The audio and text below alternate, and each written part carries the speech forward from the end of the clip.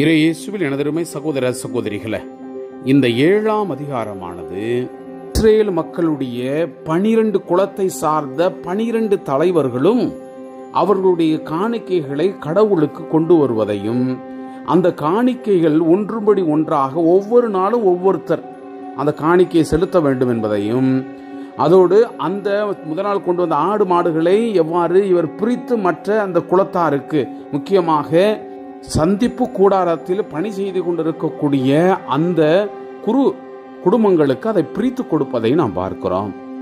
இந்த ஒவ்வொரு தலைவர்களும் அவர்களுக்கு ஏற்றவாறு அந்த காணிக்கைகளை கடவுளுக்கு முன் செலுத்தி அந்த காணிக்கையானது பலிபீடத்திலே பலியிடப்படுவதையும் அந்த முறைமைகளையும் தான் இந்த அதிகாரம் முழுக்க நாம் பார்க்கிறோம். அன்புக்குரியவர்களே, இன்று நம்முடைய இந்த ஊர்களில செய்வது போல இதோ சந்ததியாக இன்றும் கடவுளுக்கு காணிக்கை செலுத்துவது போல அந்த வழிமுறைகள் அங்கிருந்து வந்திருக்கிறது. எனவே அந்த எண்ண ஓட்டங்களை நாமும் உள்வாங்கியவர்களாக, எப்படி கடவுளுக்கு அவர்கள் குடும்பத்தார்கள் இணைந்து செய்ததை நாம் உள்வாங்கி இந்த அதிகாரத்திற்கு நாம் செவிமடுப்போம். மோசே திருவுறவிடத்தை எழுப்பி முடித்து அதன் அனைத்து பொருட்களோடும் திருப்பொழிவு செய்து அர்ப்பணித்து, பீடத்தையும் அதன் துணை கலன்களோடு திருப்பொழிவு செய்து அர்ப்பணித்த நாளில் கணக்கிடப்பட்டோருக்கு மேற்பார்வையாளராயிருந்த இஸ்ரேல் தலைவர்கள், அவர்கள் மூதாதையர் வீட்டு தலைவர்கள், குலத்தலைவர்கள் ஆகியோர் காணிக்கைகளை கொணர்ந்தனர். அவர்கள் ஆண்டவர் திருமுன் 2 தலைவர்களுக்கு 1 வண்டியும் ஒவ்வொருவருக்கும் 1 மாடுமாக 6 கூட்டு வண்டிகளையும் 12 மாடுகளையும் திரு உறைவிடத்திற்கு தங்கள் காணிக்கைகளை கொண்டு வந்தனர். பின் ஆண்டவர் மோசையிடம் கூறியது, சந்திப்பு கூடார பணியை செய்வதற்கு பயன்படும்படி இவற்றை பெற்றுக்கொள். ஒவ்வொருவருடைய பணிக்கு ஏற்ப இவற்றை லேவியரிடம் ஒப்படைப்பாய். அவ்வாறே மோசே வண்டிகளையும் மாடுகளையும் பெற்று லேவியரிடம் ஒப்படைத்தார். கேர்சோன் புதல்வருக்கு அவரது பணிக்கேற்ப 2 வண்டிகளையும் 4 மாடுகளையும் கொடுத்தார். அவர் மெராரி புதல்வர்களுக்கு அவர்கள் பணிக்கேற்ப 4 வண்டிகளையும் 8 மாடுகளையும் கொடுத்தார். இவர்கள் பணி குருவாகிய ஆரோனினுடைய மகன் இத்மாவரின் மேற்பார்வையில் இருந்தது. ஆனால் கோகாத்தின் புதல்வருக்கு அவர் ஒன்றும் கொடுக்கவில்லை. ஏனெனில் அவர்கள் தோளில் வைத்து சுமக்க வேண்டிய புனித பொருட்களை கவனிக்கும் பொறுப்பில் இருந்தன. மேலும் பலிபீடம் திருப்பொழிவு செய்யப்பட்ட நாளில் அதன் அர்ப்பணத்தையும் தலைவர்கள் காணிக்கைகள் கொண்டு வந்து பலிபீடத்தினுடைய முன் வைத்தனர். ஆண்டவர் மோசையிடம், நாளுக்கு ஒருவராக தலைவர்கள் தங்கள் காணிக்கைகளை பலிபீட அர்ப்பணத்திற்காக கொண்டு வரட்டும் என்றார். முதல் நாளில் தம் காணிக்கையை கொண்டு வந்தவர் நகசோன். இவர் யூத குலத்து அமினாதாய்பின் மகன். அவரது காணிக்கை தூயக செக்கேலின்படி 1.5 கிலோகிராம் நிறையுடைய வெள்ளி தட்டு 1, 800 கிராம் நிறையுடைய வெள்ளி களம் 1, உணவு படையலுக்காக அவை நிறைய எண்ணெயில் பிசைந்து மிருதுவான மாவு இருந்தது. 115 கிராம் நிறையுடைய பொன் பாத்திரம் 1, அது நிறைய தூவம் இருந்தது. இளங்காளை 1, ஆட்டுக்கடாய் 1, ஓராண்டு செம்மறிக்கடாய் 1, இவை எரிபலிக்குரியவை. பாவம் போக்கும் பலிக்காக வெள்ளாட்டுக்கடாய் 1, நல்லுறவு பலி செலுத்துவதற்காக மாடுகள் 2, ஆட்டுக்கடாய்கள் 5, வெள்ளாட்டு கடாய்கள் 5, ஓராண்டு செம்மாறிக்கடாய்கள் 5. அமினதாபினுடைய மகன் நகசோனினுடைய காணிக்கை இதுவே. 2ஆம் நாளில் காணிக்கையை கொண்டு வந்தவர் இசக்கார் தலைவரான சூவாரின் மகன் நெத்தலியேல். அவர் கொண்டு வந்த காணிக்கை தூயக செக்கலின்படி 1.5 கிலோகிராம் நிறையுள்ள வெள்ளி தட்டு 1, 800 கிராம் நிறையுடைய வெள்ளி களம் 1, உணவு படையலுக்காக அவை நிறைய எண்ணெயில் பிசைந்து மிருதுவான மாவு இருந்தது. 115 கிராம் நிறையுடைய பொன் பாத்திரம் 1, அது நிறைய தூபம் இருந்தது. இளங்காளை 1, ஆட்டுக்கடாய் 1, ஓராண்டு செம்மறிக்கடாய் 1, இவை எரிபலிக்குரியவை. பாவம் போக்கும் பலிக்காக வெள்ளாட்டுக்கடாய் 1, நல்லுறவு பலிக்கு செலுத்துவதற்காக மாடுகள் 2, ஆட்டுக்கடாய்கள் 5, வெள்ளாட்டுக்கடாய்கள் 5, ஓராண்டு செம்மறிக்கடாய்கள் 5. சூவாரின் மகன் நெத்தனியேலினுடைய காணிக்கை இதுவே. 3ஆம் நாள் செபுலோன் மக்கள் தலைவரான கெலோனின் மகன் எலியாபு அவரது காணிக்கை தூய செக்கேலின்படி 1.5 கிலோகிராம் நிறையுடைய வெள்ளி தட்டு ஒன்று, 800 கிராம் நிறையுடைய வெள்ளி களம் ஒன்று, உணவு படைகளுக்காக அவை நிறைய எண்ணெயில் பிசைந்த மெல்லிய மாவு இருந்தது. 115 கிராம் நிறையுடைய பொன் பாத்திரம் ஒன்று, அது நிறைய தூபம் இருந்தது. இளங்காளை ஒன்று, ஆட்டுக்கடாய் ஒன்று, ஓராண்டு செம்மறி கடாய் ஒன்று, இவை எரிபலிக்குரியவை. பாவம் போக்கும் பலிக்காக வெள்ளாட்டுக்கடாய் ஒன்று, நல்லுறவு பலி செலுத்துவதற்காக மாடுகள் 2, ஆட்டுக்கடாய்கள் 5, வெள்ளாட்டுக்கடாய்கள் 5, ஓராண்டு செம்மறி கடாய்கள் 5. கிலோனின் மகன் எலியாவின் காணிக்கை இதுவே. 4ஆம் நாள் ரூபன் மக்களின் தலைவர் எலிட்சூர், இவர் சிதேயூரின் மகன்.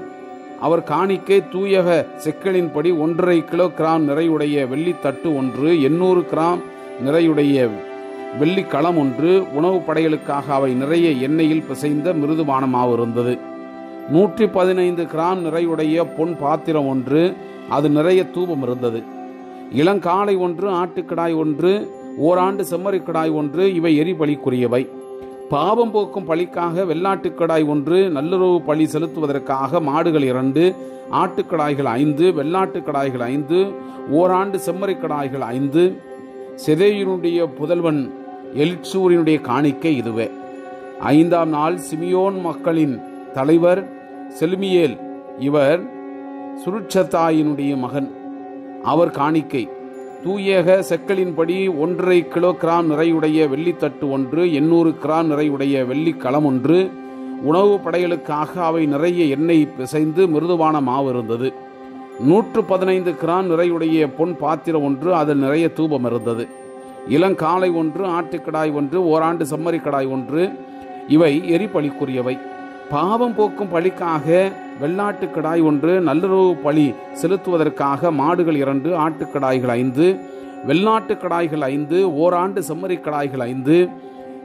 சுரிசத்தாயினுடைய புதல்வன் செலுமியேலினுடைய காணிக்கை இதுவே. 6ஆம் நாள் காத்து மக்களுடைய தலைவர் எல்யாசாபு, இவர் தெகுவேலின் மகன். அவர் காணிக்கை தூய செக்கலின்படி 1.5 கிலோகிராம் நிறையுடைய வெள்ளி தட்டு ஒன்று, 800 கிலோகிராம் நிறையுடைய வெள்ளி களம் ஒன்று, உணவு படைகளுக்காக அவை நிறைய எண்ணெயில் பிசைந்த மிருதுவான மாவு இருந்தது. 115 கிராம் நிறையுடைய பொன் பாத்திரம் ஒன்று, அது நிறைய தூபம் இருந்தது. இளங்காளை ஒன்று, ஆட்டுக்கடாய் ஒன்று, ஓராண்டு செம்மறி கடாய் ஒன்று, இவை எரிபலிக்குரியவை. பாவம் போக்கும் பலிக்காக வெள்ளாட்டுக்கடாய் ஒன்று, நல்லுறவு பலிக்கு செலுத்துவதற்காக மாடுகள் 2, ஆட்டுக்கடாய்கள் 5, வெள்ளாட்டுக்கடாய்கள் 5, ஓராண்டு செம்மறி கடாய்கள் 5. தெகுவேலினுடைய புதல்வன் எல்யாசாயிபின் காணிக்கை இதுவே. 7ஆம் நாள் எப்ராயிம் மக்களினுடைய தலைவர் எலிசாமா, இவர் அமிகூத்தின் மகன். அவர் காணிக்கை தூய செக்கலின்படி 1.5 கிலோகிராம் நிறையுடைய வெள்ளித்தட்டு ஒன்று, 800 கிராம் நிறையுடைய வெள்ளி களம் ஒன்று, உணவு படைகளுக்காக அவை நிறைய எண்ணெயில் பிசைந்து மிருதுவான மாவு இருந்தது. 115 கிராம் நிறையுடைய பொன் பாத்திரம் ஒன்று, அது நிறைய தூபம் இருந்தது. இளங்காளை ஒன்று, ஆட்டுக்கடாய் ஒன்று, ஓராண்டு செம்மறிக்கடாய் ஒன்று, இவை எரிபலிக்குரியவை. பாவம் போக்கும் பலிக்காக வெள்ளாட்டுக்கடாய் ஒன்று, நல்லுறவு பலி செலுத்துவதற்காக மாடுகள் 2, ஆட்டுக்கடாய்கள் 5, வெள்ளாட்டுக்கடாய்கள் 5, ஓராண்டு செம்மறிக்கடாய்கள் 5. அம்மிகோத்தினுடைய புதல்வன் எலிசாமாவினுடைய காணிக்கை இதுவே. 8ஆம் நாள் மனாசே மக்களினுடைய தலைவர் கமாலியேல், இவர் பெதாசூரினுடைய மகன்.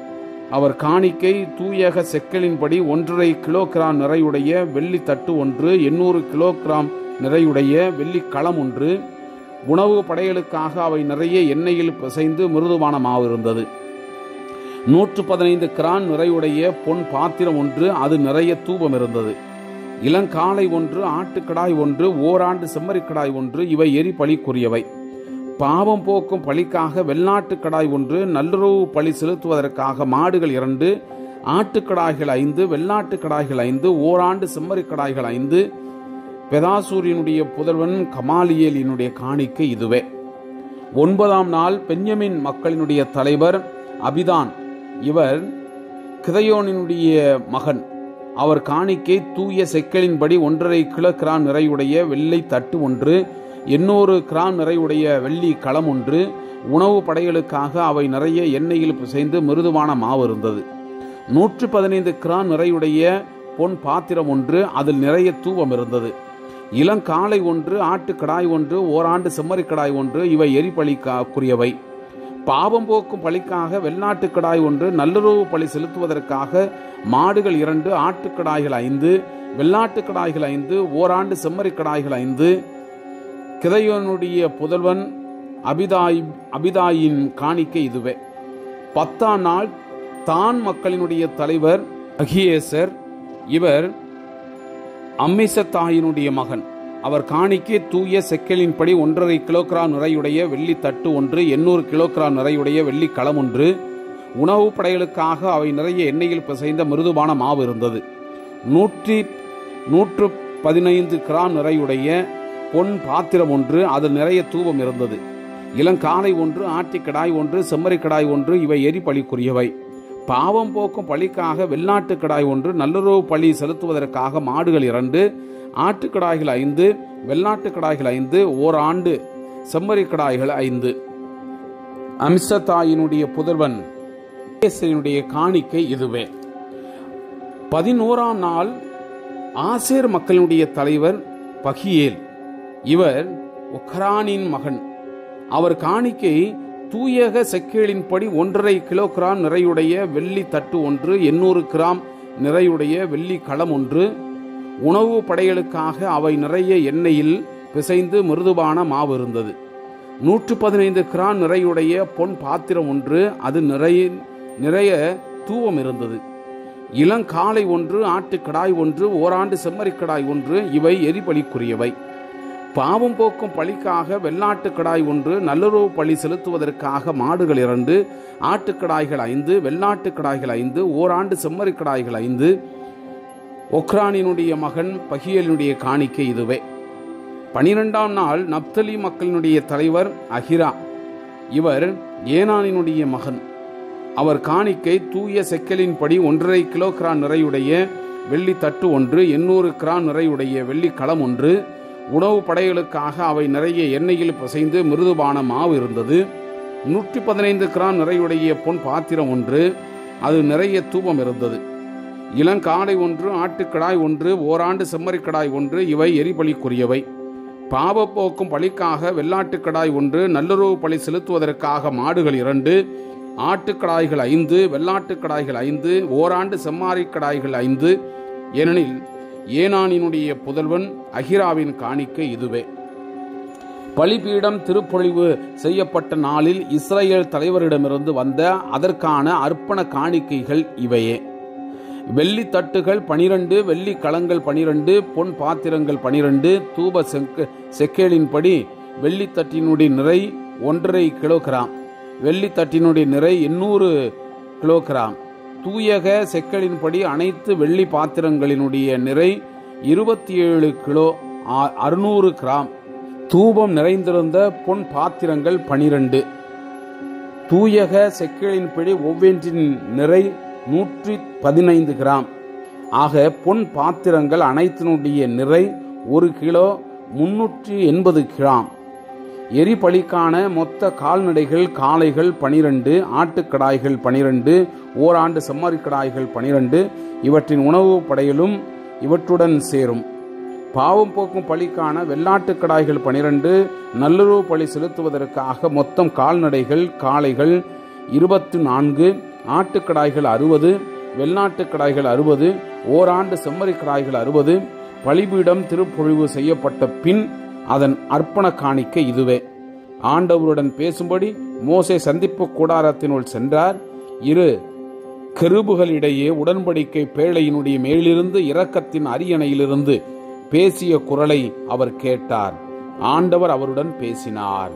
Praise the Lord. இயேசுவுக்கே புகழ், மரியே வாழ்க.